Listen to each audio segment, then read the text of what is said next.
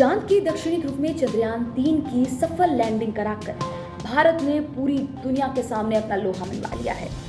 पर क्या आपको पता है कि चंद्रयान के पास मात्र 14 दिन का ही समय है सारी रिसर्च करने के लिए या सारी जानकारियां जुटाने के लिए।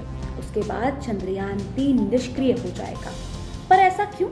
चलिए आपको विस्तार से बताते हैं, लेकिन उससे पहले अगर आपने अब तक लोकमत हिंदी के YouTube चैनल को सब्सक्राइब नहीं किया है तो कर लें, ताकि हम आप तक ऐसे ही जानकारी भरे वीडियोस आसानी से पहुंचा सकें। नमस्कार, मैं हूं सत्या द्विवेदी, आपके साथ लोकमत हिंदी में आप सभी का स्वागत है। भारतीय अंतरिक्ष एजेंसी इसरो ने चंद्रमा के दक्षिणी ध्रुव पर अपना उपग्रह चंद्रयान-3 उतारा। इस मिशन के तहत एक लैंडर और एक रोवर को चांद के जमीन पर उतारा गया, जिन्हें विक्रम और प्रज्ञान नाम दिया गया।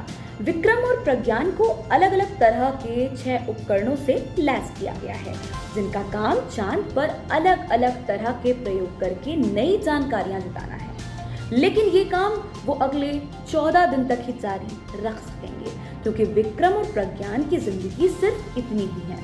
दरअसल विक्रम और प्रज्ञान सौर ऊर्जा पर आधारित हैं। ये दोनों सूरज की रोशनी को ऊर्जा में तब्दील करके अपना काम करते हैं, और चांद पर ये 14 दिनों तक ही संभव है, क्योंकि 14 दिन के अंदर चांद का ये हिस्सा अंधेरे में डूब जाएगा, क्योंकि चांद का एक दिन पृथ्वी के 14 दिन जितना लंबा होता है।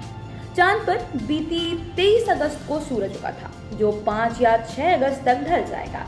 इसके बाद चांद पर तापमान में भी भारी गिरावट आएगा, क्योंकि चांद पर पृथ्वी की तरह वायुमंडल नहीं है जो पृथ्वी को रात के वक्त गर्म रखता है।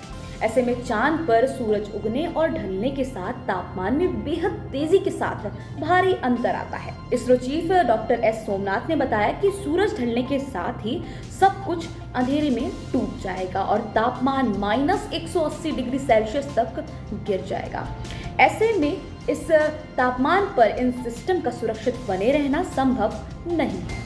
14 दिन लंबी अंधेरी और सरद रात के बाद चांद पर एक बार फिर से सूरज उगेगा और तापमान में बढ़ोतरी होगी। लेकिन इसरो के प्रमुख डॉक्टर सोमनाथ ने ये कहा कि इस तापमान पर इनके सुरक्षित बचे रहने की संभावनाएं काफी कम है। हालांकि उन्होंने ये भी कहा कि अगर ये सिस्टम सुरक्षित बने रहते हैं तो हम बेहद खुश होंगे।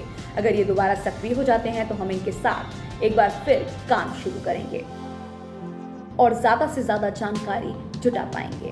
फिलहाल इस वीडियो में इतना ही। देश और दुनिया से जुड़ी खबरों के लिए लोकमत हिंदी को जरूर सब्सक्राइब करें।